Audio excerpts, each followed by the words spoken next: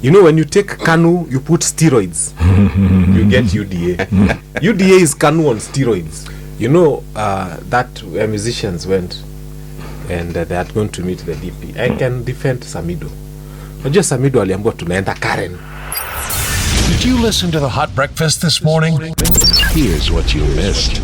Tasty Tetanus Tuesday on the hottest breakfast show south of the Sahara, north of the Limpopo. Hashtag Jeff and Gunza on Hot. And if you know, if it's Tuesday, it's all about TheDocket. That's what I'm talking about. The latest headlines, the latest news behind the scenes. We got the best of the best of the best. Filiberto is back in the house himself. And of course, Fanya Mambo Kinodia. In person. Yeah. Live. He's not been impersonated. No. He has come. He must Yes. Yes. Hey, gentlemen. Yes, sir. Story, picture in the standard. You saw this picture? Yes. Those ones don't waste any time. My goodness. Juja MP Koimburi. Yes. Guys. What's going on? Are we going back to Moi days? Yes, and that is exactly what is happening. Because we are back to the... I think they have taken it a notch higher. The era of intimidation and making sure everyone keeps quiet when the big man coughs. Yes, and that is what is getting anyone that gets in their way. Koimburi is the latest victim. Yeah. Seeing a picture of an honorable member few weeks just after we buried one that was gunned down. Yeah. You know, it goes a long way in speaking to where we are getting insofar as these abductions and these extrajudicial killings are concerned. Two things happen when you're abducted in this country. The first thing that government does is they send you KJ to tell you that you abducted yourself or you took yourself to your girlfriend's house. And today they have sent a similar guy like KJ who is on Citizen TV right now. I want to get his name because he's the head of our certain parliamentary committee in parliament, I think on justice. I'll get his actual name. And he's saying that this guy organized his own abduction. Yeah, I think he took himself, he abducted himself, he threw himself in the coffee plantation, he beat himself up, he injured himself, and then he gave himself poison, and then he lied, then he took photos of himself, and then he took himself to hospital, and then he accused the police of extrajudicial abductions or something like that. He must be a talented guy. This is one, it's like Father Kaisa. Remember the Father Kaisa story, how he drove himself, and then he was in a pickup, not even a double cab, in a pickup. Then he shot himself using a shotgun. You can imagine where the trigger is. Then he died. Then he drove it into a ditch after he had died. And then he opened one door, and then he called for help, and then he wrote a suicide note. God, on top of that, that's exactly what's happening. We are being treated to a story similar to Father Kaiser's death story. So we as Kenyans, we cannot accept, because this government has denied time without measure that they're involved in abductions. And then they later come and confess. Even the president says that those who were abducted have been returned to their families. By the way, we are still waiting to see one family that is celebrating the return of their child. Can you imagine a whole head of state comes and tells you those who had been abducted have been taken back to their families, and then there's no single family that is seen to celebrate. Kwani walikuwa wanachukia watoto wao aje? There's no single family that is seen to celebrate that their child has come back home. Now Koimburi, we are being told by this administration, abducted himself, he organized for his own, everything, and now he's the one who is guilty, is to blame. Morutu, yes. Are we safe? You know, these are high-profile citizens, you know, the honorable members. If this can happen to a honorable member, yes. How about us? So, no, we are not safe. And it is unfortunate that the very, very people that we are supposed to turn to when we feel unsafe are the supposed perpetrators of all this evil. So we do not know where else they would want us to go. And I want to agree with when they were questioning if Gachagua has reported anywhere about the threats on his life. And he told them, you know, how do you expect me to go report to the very people who will be doing this, who are doing this to me? You know, it beats logic. Therefore, it leaves Kenyans wondering where they should turn to, who to turn to, because now the very, very savior has turned against the floor. You know, when you take KANU, you put steroids, you get UDA. UDA is KANU on steroids, literally.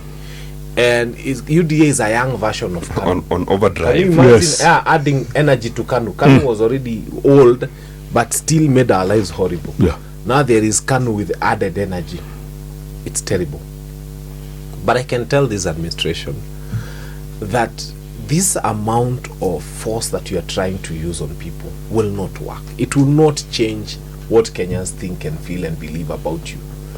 They tried, they beat up Reverend Joya, they had torture chambers. God knows they even had Nyayo House. They inflicted wounds on people. It did not stop the fight. I think what they have forgotten is that you'll kill a few people. And I've always told this administration, the reason they are able to govern Kenyans is because Kenyans choose to be governed. Because you see, I usually tell people, when you look at the police station near you, and we said we are all going to walk to that police station, we're not going to throw a stone. Tutaenda tu hapo tuketi sisi wote chini, tuanze kuchat kwa TikTok. What would happen? And everybody occupies the nearest police station. We just sit and just chat. No fighting, no doing nothing. Every police station has how many policemen? And how many residents around that police station? We have cheerfully submitted ourselves to the rule of law because we want to be governed by the rule of law.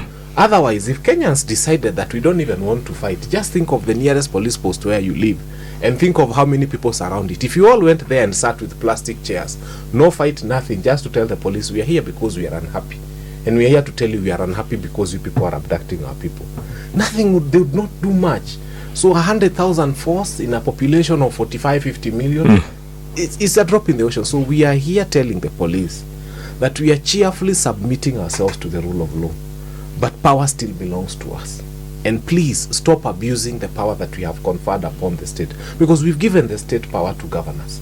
Because it's getting to a place where people are asking themselves, kama watanikujia hapa, wakujie MP wangu wamtupe kwa coffee plantation. Nafanya mambo mwenye hana security na hana driver. So we have to speak about this, because if we don't speak about it, tomorrow. Do you feel safe? Nobody feels safe. I have not found a Kenyan who feels safe. Kama Gen Z wa 22 years, 23 years old anaweza abductiwa, wale wakitengela na apotee for 4 months. Who feels safe? I don't know a person who would wake up. I think the only people who feel safe are those who are saying Kumi Bila break. Those ones are feeling safe, KBB. You know, every fixer in this regime is trying to outdo the other. Correct. One sits and thinks, okay, how do I impress the master? And then they are all over the place, trying everything they can, going to extremes that you could not imagine would be happening in the country called Kenya right now. And that is why we have this situation. If it is an interior CS, he would want to prove to the master that within my docket, nothing can go wrong for you. You find maybe if it is a DP who wants to prove to the master that you choosing me, you did well, he will go out of his way to ensure that anyone within his radius that does not conform with what the master wants. And you know, with this competition and trying to show that we are going to make sure, as a way of making sure that they have 10 bila break, Kumi bila break, then they are all over doing all these unthinkable things to Kenyans, including leaders, that leaves a common Kenyan wondering what will happen to them tomorrow. Correct. This is just one Tam. Yes. WANTAM. Yes. One tam. Yes. There's something that happened in Kabete over the weekend that we might want to forget. Hey, many people in their thousands had been put somewhere by this administration, and they were being told about Kumi Bila break. Watu wa Mount Kenya, I am speaking specifically to watu wa Mount Kenya. Akina munisikize, this is critical.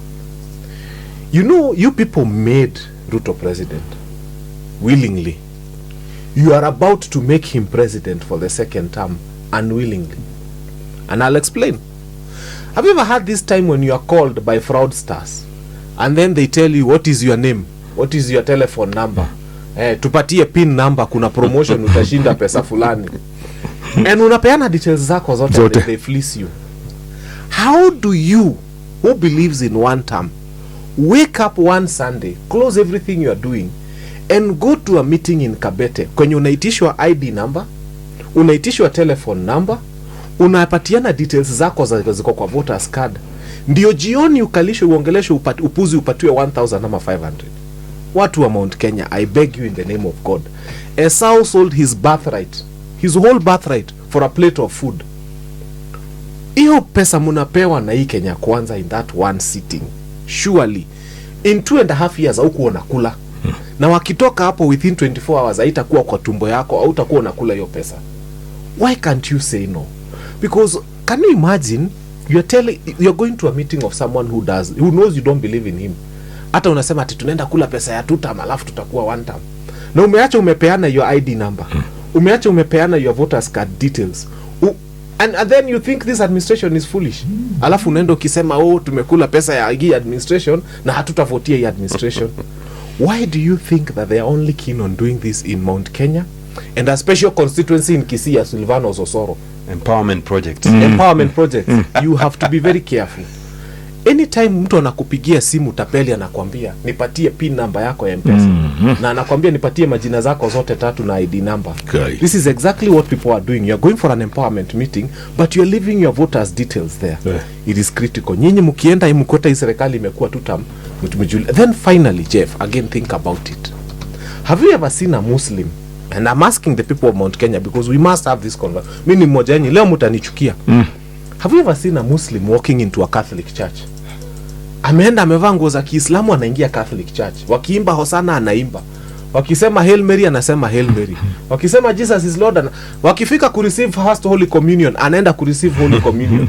Alafu anatoka anasema Allahu Akbar. Yes. How do you wake up as a person from Mount Kenya claiming you are a one-term guy and then you go into a meeting organized by 2-term people and you sit there and you actually eat their Holy Communion? You cannot live there the same. Ati unasikia Freemasons wako na church leo wako na service. Unaenda unaingia church yao na unakula mpaka ile food iko ndani hiyo church and then unasema you're a Christian. Hii tamaa lazima tumalize. We have to make that decision. Hii tamaa lazima tumalize. Mimi nimwambie itakuja kwetu Dagoretti South. I know it's being planned. Watu wa Dagoretti South wacheni niwaambie. Hauwezi kuja usikie ati the administration that you don't want, which is a 2-term administration, is organizing a meeting. Alafu ujipeleke hapo na tumbo yako useme nimekuja kukula hii pesa. Na unaacha your voters card details there. We have to be careful. Watu wa Mount Kenya, you are about to make William Ruto president for a 2nd term unwillingly, unknowingly and without your own consent. Wewe ukiamuka ujipate huko kwa voters register shida yako. Why are they asking you for your voters details? Because wanaenda hapo na ID. Wepati pesa bila ID. They want to keep track. I watched the one in Kabete. No, they want to mark the votes this early. Correct. Utaenda pale utajikuta huko kwa voters card. Where Ricky G alleged that Ruto made what? Between 3 and 4 trillion. T with a T. Trillion. Yes. Paka nikafikiria ni za Zimbabwe alafu akaqualify ni za Kenya. But it's happening. I mean, if you can wake up one day to newspaper headlines that 100 billion has been lost at the port. Like it's a sneeze in the air. Lakini hakuna 5 billion ya exam ya watoto. And by the way, Jeff, the most painful thing to parents is that wale watoto wako form 4 sahi. Imagine ndio walikuwa standard 8 time ya COVID. They're the same kids who had to do a very crash walifanya exam yao April. Correct. Yeah, alafu wakajoin shule May. Those kids have gone through hell. And now they are being told that their parents, this government does not have 5 billion to pay for examination. And then I had expert Mbadi, what's wrong with your head? Ati he's telling people that if you're taking a child to a school, you're paying 300,000, why can't you afford 5,000 exam fee? And we are asking him, if this state is as rich as it is, why are you renovating State House with our money and we don't live in State House? Why don't you go and renovate with your money? After all, you're the guys who live there. If this is the kind of thinking we are going to apply in this nation, then we are telling Buddy, go and tell the head of state that don't use our money to renovate State House because we also don't live there. Why are you using our money to renovate State House but you cannot use our money to pay for exams for our children? So this is a very serious matter.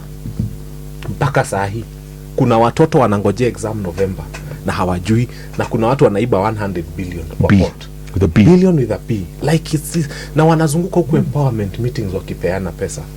Mimi nimeambia watu, especially watu wa Mount Kenya, because you are the target. hii pesa hii, Esau sold his birthright for a plate of food. Kwani utakula for the last 2.5 years hujakula pesa ya Kenya Kwanza na hujakufa? Why is it necessary to eat it now? Leave it. But it's very tempting, Fanyimambo. It's very tempting. It is right there. It's right there. It is right there. Unaiangalia. When someone gets out to go and vote on the queue, you know, maybe you've left the house without even a cup of tea, nothing in your stomach. Yeah. And then you get on this queue and someone is coming and whispering to your ear that I have some 500 here. All you need to do is make sure you confirm this person for the next 5 years. And the person can see 500 and he is in utter poverty. Definitely this person will do as you. Yeah, that is a carrot dangled. That is the unfortunate truth. In as much as we would want to caution Kenyans about all this money that is being dished, we have them that are saying, hey, this is money that was supposed to go to important projects that has not gone there, but it is coming through these other means. Please take the money and eat. Then we have the likes of Fanyamambo who saying, hiyo pesa chungana nayo sana, because it may just come to haunt you. Because it is a bait for collecting important information that may jeopardize your chances to exercise your democratic rights at the ballot. But now, that against poverty, Kenyans say, I can as well decide and sleep. Yeah. And not go to vote, but eat this money. So Kenyans are right between a hard place and a rock. No. I disagree with you. I want you to see where Kindiki was shouting at people. And I want you to look at the profile of those people. Hata hakuna mtu alikuwa amevaa shati ya 500. Those people are not that poor. I'll tell you for free. This is utter human greed. Hakuna mtu alikuja Kabete mwenye anaishi Kabete. Hao wale wanachukulia wengine. Hakuna mtu anaishi Kabete who, if they did not get that 500 today, their lives would change significantly. I can tell you, when you look at them, hata kiatu walikuwa wamevaa, alafu mko hapo mnachia. What are you doing? And the problem I'm telling them is hata kukolekti pesa shida ni this common sense of not asking yourself, why are you giving your ID details to somebody who is already pro 2-term and you're telling yourself you're 1-term? So usiwatetee useme ni njaa. Kuna tofauti ya njaa na tamaa. Si kuwatetea, ni ukweli wa mambo. Kuna tofauti ya njaa na tamaa. And I'll tell you, Esau sold his whole birthright for one plate. Na hii kukaa kwa tumbo yake 24 hours. Nyinyi mkitaka kuuza hii Kenya, you know, sorry to use this analogy, but I will do it. I usually tell people, sometimes, you know, these people you call prostitutes, sometimes are more fair. They are more fair than politicians. Because you get what you pay for. Okay? And if you came back tomorrow, you'd get the same. A politician will give you 200 bob and you'll not see them after 5 years. We must say no. Lazima ifike mahali tuambie, your money looks enticing, but this is a big no. Go take the money, but ask questions about all this information being collected. Whether you take or don't take, this money, in the evening. This money will be used somewhere, somehow. Yeah, definitely. What we need to tell Kenyans is, be careful with whatever information you are asked in those meetings. You go to collect these tokens of empowerment projects that they so call them. Be careful. That is the bottom line. Yes. Otherwise, itaenda. You know, hiyo pesa utakataa hapa, itapelekwa kwingine. Na kuna wale watachukua. Yes. It is about money na poverty. You know, huyu mtu anataka kulisha, kuna wale wamevaa mashati, wale wenye maybe they are okay. Probably there are those that call themselves opinion leaders. They want to be seen in a Kindiki's meeting so that tomorrow when they go to their villages, they can call show, they can say, I am, you know, they have something they're looking for back there. But we also have in that group people who genuinely, after these 500 musicians. Not come musicians. They are about, you know, I had some of them explaining why they went there. They said that it was an empowerment meeting for the musicians. If someone told them mnaenda kupewa kabob alafu mko mnaimba wimbo ya 2-term ama 10 bila break, maybe some of them would not have, but the same artists have problems. We saw them yesterday complaining about the Skiza story we watched on Citizen. Correct. They are not getting their dues. So even those artists are in need of this money. So you may, Masimasika said, people, we are famous. People imagine we are rich, but we do not have the money. Even them, it is just about the names. Watu wangapi hapa wana majina kubwa, labda Jeff peke yake ndio jina inabatana na pesa. Lakini other people have money, have big names, but they have no money. You know, they impeached Rigathi Gachagua. Okay. Because they said he was tribal. And he was always talking about Mount Kenya. Fair enough, we give it up to them. Then they appointed, because that was deputy president, then they appointed a vice president, because now we have a vice president. There's a difference. And this vice president, who is not tribal, invites musicians to the deputy president's residence. Who was praised very much. But he forgets that Kenya does not have only Kikuyu musicians. So what is the difference between tribal Rigathi, if they call him tribal, and this other one they are saying who is not tribal, who only brings musician from Mount Kenya? What's the standard? Alisahau kuna watu wameimba kenge kenge. Alisahau kuna so many other musicians. Embarambamba. Hata angeita embarambamba rukaruke huko hata kama atavunja hiyo dais. But the truth is that measure they used to say that Rigathi was tribal, they have lost that tape measure now. And Kindiki is busy inviting Kikuyu musicians to his deputy residence place to just sing Kikuyu songs, and he's forgotten that we even have Luya musicians, we have Kamba musicians. Hata siangeita huyu Kenwa Maria akuje huko. We never had any of those. So from where I sit, I don't see a difference. I don't see Kindiki as a national leader. And that's why, look at where he's being sent. When was the last time he was sent where? Outside Mount Kenya. He's leading the campaign for empowerment meetings within Mount Kenya, because according to this republic, he is a Mount Kenya leader, he's a Kikuyu leader, he's a tribal leader. Let's go down south, our neighbor to the south. Mama amekasirika. Mama amezusha. Mama anaongea Kiswahili yote na maliza kamusi. Mama amechorwa. It's gotten to a place that parliament actually had to discuss Kenyan Gen Zs in their parliament and what Kenyan Gen Zs are doing. As to whether I approve of it or not is another question.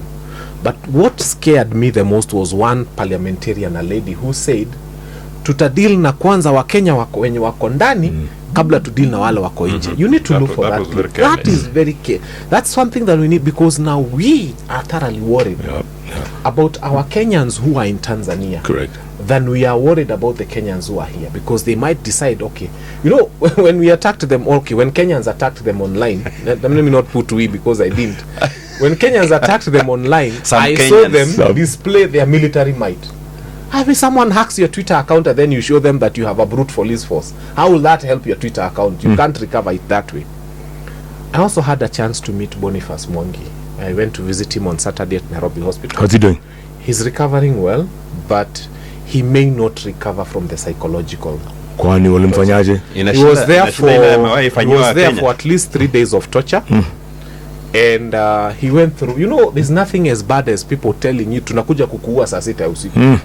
Then they leave you in that problem. Then they pick you at night, wanakuzungusha, then they tell you tumeamua kukuua kesho. How do you live with such trepidation?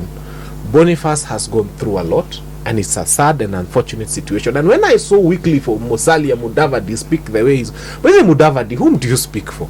Because some of the things he said, you wouldn't expect a foreign affairs minister to speak on behalf of Tanzania. I thought he was the foreign affairs minister for Tanzania, not Kenya. Because the things he said were pro-Tanzania, not pro-Kenya. So Boniface Mwangi, we stand with you. We did not see any. He went the normal way through an airport. He booked himself in a hotel. I wish wangekuwa anasema he sneaked through the border. We wanted to know what crime has Boniface Mwangi committed. And they were planning to go to and appear in court. They were not armed. Hawakushikwa hata na anything that looks, hata nelkata hawakuwa nayo. And Agatha, a lot of bad things happened to her. She will speak her mind, but I have been told a lot of information. And we wish them a quick recovery, not just physically, but also psychologically. Those people have been through so much. So Samia Suluhu, even as your country says all those things, Kenyans have suffered a lot in the hands of you people. That wonderful lady has done so much. You remember her fight for Besigye? Yeah. She went, you'd think she's being paid. Hakuna ni pesa yake. She takes an aircraft, she goes there, she's fighting for Besigye. She lives there, she's going to fight for it. And you can tell Mother Karua believes in democracy. So wherever you are, Mother Karua, hats off. You know, the problem with Kenya, we give people their flowers when they are dead. I want to give Mother Karua her flowers when she's alive. She's been a good one. She's done well, and we celebrate her as a nation. EAC, you know, East Africa Community. And we have a number of our leaders who cause a lot of chaos when it is election time for nomination and election for them to join the East African Parliament, you know. I would imagine this would be the point where now they come out and stamp the authority, give guidance, and bring sobriety in all these. But unfortunately, I can see Fanyamambo wondering what I'm talking about. I know it is because when you look at the kinds of people that have been sent to that parliament to represent Kenya, you would even give Mudavadi you cut Mudavadi some slack, because now they're on another level. No one hears about them on matters East Africa, like the SG for UDA. You cannot imagine he's an MP in an East African parliament. You will only hear about him when they're fighting with Kinamalala and the likes of that. What happened to Simon? Simon Bugo was, no, his time went and he was out. And then you come look at someone like Sankok. He took the drama that he used to have in the National Assembly as a nominated MP. He's taken them to Dar. But now, you know, you can't do them in Dar. So he has to wait and come look for some relevance whenever there's some political activities in the country. It's sasa amechora ya East Africa. Sasa sio ya Kenya. You know, when he was in parliament here, he had the national flag. But now he has the East African flag all over himself. Yes. Those are the kinds of things that they do. I know there's the son of one Kalonzo Musyoka there, the daughter of Raila Odinga there. Thank you. People that you would imagine would be standing up now, and in fact, Kalonzo's son and Odinga's daughter would be speaking for the Gen Zs that are under attack right now. But that is not happening. So it goes to speak about the representation and people not knowing what the objectives of such bodies and such institutions are when it comes to such tips. You know, it pits governments against each other. The future outlook, haikaipoa. Si mzuri. It doesn't look well because we are not managing politics well, and I'm not surprised. I mean, we are already messed up with Sudan, we've messed up with DR Congo, we've messed up with China, with the US, because we went to excite China. I mean, I think whoever becomes president after William Ruto will have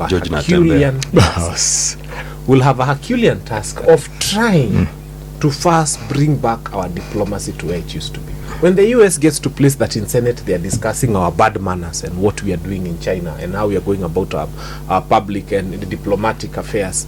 It is a sad place for this country. And whoever will be president after this will have a lot of work of trying to take us back. If you are a legislator within the East African Assembly, wewe unafaa urudishe mshahara yako kwa Kenya, because really this is a shame. It's gotten to a place where that, you know, when you need to listen to the caliber of candidates that Uganda sends to the East African legislature, they look for the best. Tanzania looks for the best. Rwanda looks for the best. Kenya looks for the most convenient, the most available. So sometimes even the quality of debates there, you just look at the Ugandan legislator when he wakes up, they look for the most polished lawyers. They're the ones they send there. And then unatuma wengine walitoka last time, staki kutaja. There's a what is it, the annual prayer breakfast? Is this week, right? Yes. Really? You are going to know. Before Madaraka. By the way, Jeff, I hate that thing. And I want Kenyans to understand this. Prayer goes with fasting, not feasting. I think we get the pronunciation and the spelling wrong. Can you imagine unaona member wako wa parliament hapo eating a 5-star meal gluttonously na hoja kula breakfast na anasema alienda kukuombea? this national prayer breakfast has to stop being done in the manner and form it is being done in.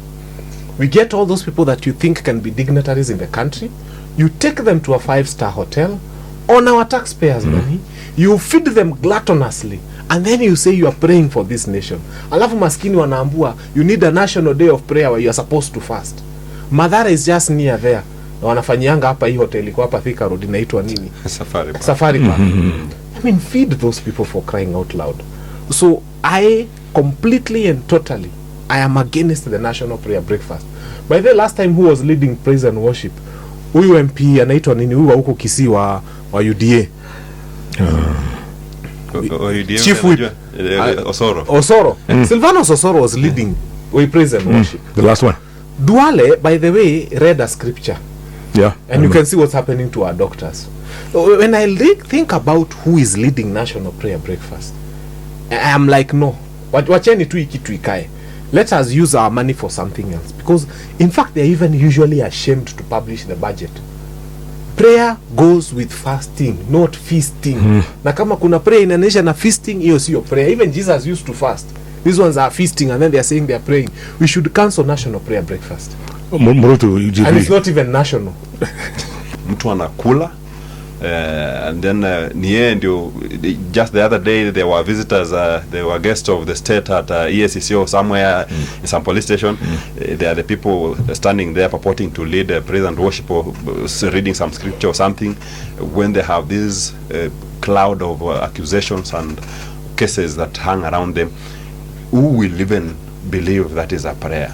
And then in the very, very prayer meeting, the platform is turned into an opportunity to throw jabs at each other, because it will not end without, for example, now this one, I doubt it will end without someone mentioning Rigiji in coded languages. It will not end without someone mentioning maybe Kalonzo or something, as in bad light. What kind of prayer is that? But Boruto, are you surprised that Rigiji has lasted this long? Because since the impeachment, everyone expected him to go into the wilderness. I will not say I'm not surprised. I am surprised because they made us believe this is someone who will fizzle out in a week. He's a villager. He's a villager. In fact, we couldn't see him beyond a month. Truth be told, we couldn't see him beyond a month. He's been very economical with his dossiers and tidbits that have sustained him this long. He keeps telling us, wait. But I would want anyone closer to Rigiji to go and whisper to him, kwamba asiingiwe na, you know, he's become a very popular and a very a strong person in the Mlima. Everywhere. Particularly in the Mlima. One term is being sung everywhere. But no, you see, even Natembeya is doing a good job there. Very good. So I am particularly speaking about Mlima, that asingiwe na kiburi. You know, there are people who are now beginning to see the Gachagua that was elected, the Gachagua at the inauguration. Yes. The people were starting to see that Gachagua, the forceful Gachagua, the arrogant Gachagua. They are beginning to see something of the sort. If he would have toned down and maintained the humility that Kenyans were almost buying into, I know Fanyamambo will not agree with me, but I can tell you for free that people are starting to see a different Gachagua as opposed to the Gachagua that had just been thrown out. Why do Kenyans love Rigiji? They love Rigiji because they know Ruto is brute force. And they want someone more brutal. They want someone strong. They want someone who will stand on a vehicle and say one term. That is and okay. Say, wewe Kasongo. And all those things he says, mpaka naogopa kusema kwa microphone. Unajua Subaru ziko na mafuta. Zinaweza anza kufinya mafuta. But the reason why the mountain and the bulk of Kenya is gravitating towards Gachagua is because he's a hero. People are seeing a guy who is not a coward. People are seeing a guy who is ready to lock horns with William Ruto, which is what they were lacking, which is the space they were feeling that needs to be filled. So if you ask me, from where I sit, Gachagua has to continue. You know, he's not being abrasive for nothing.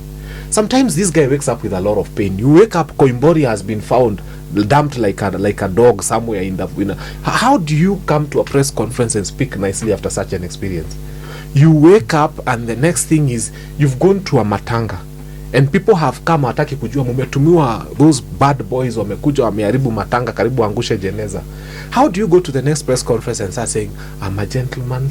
You have to come out aggressively. I think what is making regard with the guy he is not choice. It's what is being thrown at him. Unajua hata ukicheza football mtu akikick soft una kick soft, but ikikuja too hard you have to return it. I agree with Mambo. What I'm saying is, you see, Kenyans had already believed that Gachagua is the person they need. Yes. You know, but now you may correct me if I'm wrong. I do not agree with what he said. You know, people are comparing the boycotts that Raila called for at the time and what he said about the musicians that went to Kindiki. When you go direct to people who depend on them, and you do not know why they even went there. I told you we have even artists who do not have money, and they will take any opportunity to go where money is. You know, correct. Why Samido went. No, leave alone Samido. Samido has money. Samido akosa. I know why he went. I'll tell you. The point I was trying to make, that his humility is not in the context here who to attack and how he attacks, but when you turn it around and start roping in people who Kenyans will start saying no, now that is energy directed to the wrong people. That is where that other side of Gachagua starts coming to be to the fore. You know, that where musicians went and they had gone to meet the DP. I can defend Samido. Unajua Samido aliambiwa tunaenda Karen. So akasikia ni Karen, akafikiri ni jina la mtu, akakimbia Karen. So hakuwa na ubaya, ni vile tu alienda akakuta ni Karen mwanasiasa mwingine place. He thought it's the person. Si nyamo. Ana ameomba msamaha. So Samido hakuwa na ubaya. Samido alikia watu wanaenda Karen. Akasema Karen. And naturally he should go to Karen. Came to mind. He should go to Karen. Karen ni wangu. Unaongeza nyamo. Wewe unaongeza nyamo. He should go to Karen. Nyinyi mnakuja hapa. So I defend Samido. Samido alikuwa anaenda Karen. Akujua. Nyinyi wengine ndio sijui mlikuwa mnaenda Karen kufanya nini. But Samido had every reason to go to Karen. Yes. So ni vile tu sasa alikuta ni nyingine. So unakumbuka hata alisema alisema ni kama by the way. So we can tunaweza tetea Samido.